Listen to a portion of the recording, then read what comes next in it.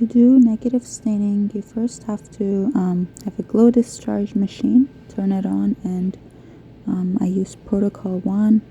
You need a filter paper, a parafilm, pipettes, your stain, and your sample, and some carbon-coated grids.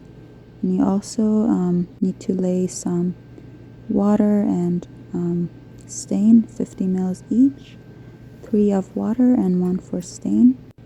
And then you place your carbon-coated grid with the carbon side up in the glow discharge machine. You put the lid on carefully so there's no gap, because there will be, it's going to pump out air and create a vacuum inside. So if there is a gap, you will hear a really bad sound, and just make sure it's on correctly. And then you have to see this pink-purple happening, and this shows that the glow discharge is, the surface is actually being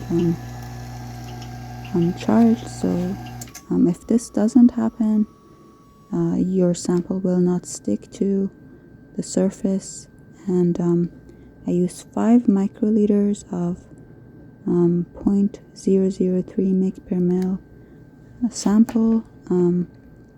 For me it's protein, so that's the concentration that I use, and then leave it on there for 2 minutes to make sure everything's bound to the surface well.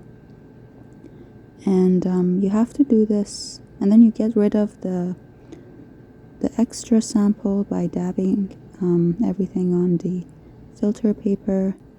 And then so we have 3 blobs of water that we're going to use to wash the excess sample that's gonna be on the surface. So I do like 3 washes, and for 2 of them I'm gonna dry it after, but I skipped one drying because I heard that the dehydration that happens in the middle of the wash is not really that great for protein samples. And finally, you do it on the stain, and then dab the rest to get rid of the excess stain. And for me it's uranyl acetate, but you can also use uranyl formate. And then you leave it to dry for a few minutes, and then you store it in these sort of containers. And then finally you have to dispose the uranyl acetate or formate or whatever stain you have. They have uranium in it, so it has to go into a special waste container, and so it's really important that you get rid of it correctly. Thank you so much for watching the video. Hope it was helpful.